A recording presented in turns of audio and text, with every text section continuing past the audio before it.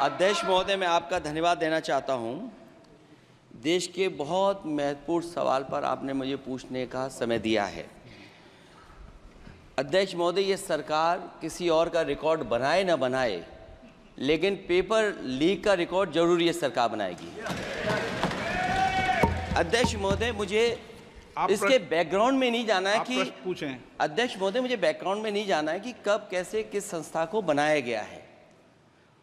पूरे देश के छात्र इस पे आंदोलित थे। लगातार अखबार और सीबीआई की जांच के बाद चीज़ें सामने आ रही हैं, लोग पकड़े जा रहे हैं, जेल भेजे जा रहे हैं। मैं अध्यक्ष महोदय आपके माध्यम से पूछना चाहता हूं मंत्री जी से, क्या सेंटर वाइज जिन बच्चों को सबसे ज़्यादा नंबर मिले हैं, क्या उसकी सूची जारी करेंगे? 30,000 सीटें जहाँ हैं, कई सेंटर अध्यक्ष महोदय ऐसे हैं जहां 2,000-2,500 बच्चे पास हो गए हैं। सरकारी सीटें 30,000 हैं। कई सेंटर में 2,000 से ज़्यादा पास हो गए। कई प्रदेश के ऐसी जगह है जहां पर कुछ सेंटर से 600 से 650 से ज़्यादा सबसे ज़्यादा नंबर हैं। और अगर वो संस्था इतनी क्रेडिबल थी तो अध्यक्ष महोदय, जिन सेंटर्स पे ये परीक्षा हुई उन सेंटर्स का इंफ्रास्ट्रक्चर क्या था? क्या मंत्री जी ने जानकारी की थी इस बात की? अध्यक्ष महोदय, मेरे आपके माध्यम से एक ही निवेदन है कि बिना ये मंत्री जी रहेंगे तो न्याय नहीं मिलेगा बच्चों को। अध्यक्ष महोदय, आदरणीय अखिलेश जी की प्रश्न का मैं विनम्रता से उत्तर देना चाहूँगा कि अभी अभी सुप्रीम कोर्ट में जो चल रहा है केस, सुप्रीम कोर्ट ने ऑर्डर दिया पूरा विद्यार्थियों की सूची को वेबसाइट में उपलब्ध करा दो। सर, पिछले 3 दिन से देश भर की सारे विद्यार्थियों की लिस्ट पब्लिक डोमेन में उपलब्ध है। ये सारा चीज़ खुले पे है और कई प्रकार की तर्क आ चुका है। सर, मैं एक अभी उसमें केरल के विद्यार्थी भी अच्छे किए हैं। क्या हम ये कहेंगे भी वहाँ भी कुछ गड़बड़ी हुई थी? ऐसे आरोप करना, मैं देश की ग्रामीण इलाका, देश की एसटी एससी इस बार सबसे अच्छा परफॉर्मेंस करने वाले देश की एसटी एससी ग्रामीण बैकग्राउंड आर्थिक पिछड़े लोगों की है। क्या हम उनकी मेधा को हम चुनौती देते हैं? और बाकी रहा क्वेश्चन पेपर लीक की, सर मैं शुरू से मेरा एक स्टैंड रहा, राजनीति नहीं करना, लेकिन अखिलेश जी जब वहाँ दायित्व में थे उस सूबे की, सर सारे सूची है कितने बार उत्तर प्रदेश में क्वेश्चन पेपर लीक हुए हैं। माननीय एक मिनट प्लीज, एक मिनट। राहुल गांधी जी, आप प्रश्न पूछना चाहते हैं? Speaker sir, it's obvious to the whole country. It's obvious to the whole country that there is a very serious problem in our examination system. This is not just a question of NEET, it is in all the major examinations. Now, the minister has blamed everybody except himself, right?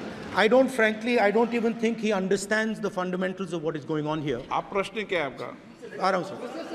Sir, ये मैं question को setup कर रहा हूँ। इसलिए प्रश्न पूछ रहे हैं। ये the issue is that there are millions of students in this country who are extremely concerned at what is going on and who are convinced that the Indian examination system is a fraud. That is what is at stake here. Millions of people believe that if you are rich and if you have money, you can buy the Indian examination system. And by the way, and this is the same feeling that the people in the opposition have. And that is why we are asking some very simple questions to Honorable Minister. Number one, as this is a systemic issue, what exactly are you doing to fix this issue at a systemic level? Yes. That's the first question. Okay. Question में चल रहा है अभी। Please. अब मैं मंत्री जी, मैं एक बार बोल दूं इस बात पे? चलो मंत्री जी, आप शॉर्ट में जवाब दो, फिर मैं बोल ही देता हूं। आप शॉर्ट में जवाब देना प्लीज। अध्यक्ष महोदय, मेरे जो शिक्षा है, मेरे जो संस्कार है, मेरे जो सामाजिक जीवन है, मेरे को मेरे राज्य की, मेरे सूबे की जनता की स्वीकृति मिली है। मैं किसी की, मेरे बौद्धिक और मेरे संस्कार की सर्टिफिकेट मेरे को सारी सदन में किसी से नहीं चाहिए। देश की प्रजातंत्र में चुन के मेरे नेता प्रधानमंत्री मोदी जी को प्रधानमंत्री की भूमिका दिया है। मैं उनकी निर्णय से यहाँ उत्तर दे रहा हूँ सदन को। बाकी ये कहना चिल्लाने से सच झूठ नहीं हो जाएगा साहब। ये जो कहा गया देश की अभी की एग्जामिनेशन सिस्टम रबिश है सर, इससे दुर्भाग्यजनक बयान देश की नेता प्रतिपक्ष का कुछ नहीं हो सकता है सर। मैं कठोर शब्द से उसको निंदा करता हूं। बाकी रहा, मैं सर आपके सामने, आपके माध्यम से देश के सामने सर एक तथ्य रखता हूं सर। जिन्होंने रिमोट से सरकारें चलाई है, 2010 में 3 बिल आया था सर शिक्षा सुधार के लिए। उन्हीं की पार्टी के नेता आदरणीय कपिल सिब्बल साहब 3 बिल लाए थे।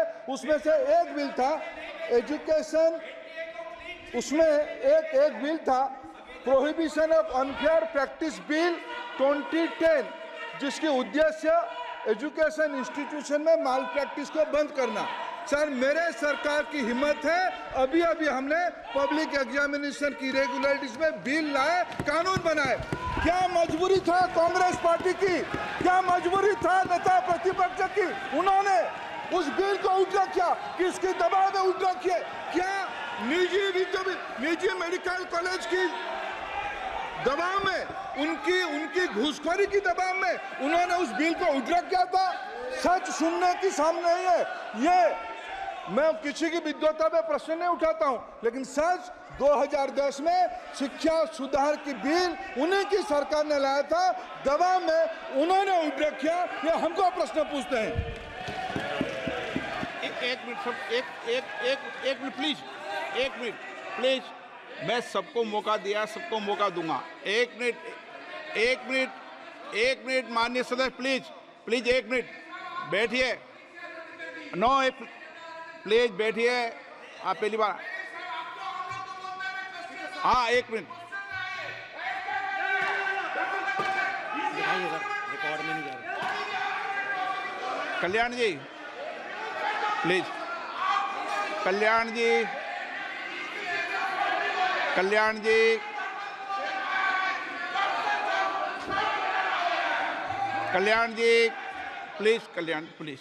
Please 1 minute please.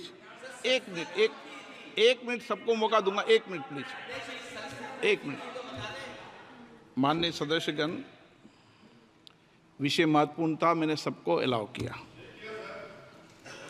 लेकिन एक बार इस सदन के अंदर ये सार्थक चर्चा होनी चाहिए, क्योंकि प्रश्न ये था कि परीक्षाओं के विषय के अंदर, और आप सबको पता है देश में अलग अलग राज्यों के अंदर भी अलग अलग दलों की सरकार रही, और उन अलग दलों की सरकार में आपकी भी सरकार रही, अन्य दलों की सरकार रही। वहाँ भी कई बार प्रश्न लीक हुए, प्रश्न पत्र लीक हुए और परीक्षाओं पर प्रश्न उठे। मेरे सवाल, 1 मिनट मैं बता रहा हूँ जिसको, आप पूरी बात सुनिए मेरी।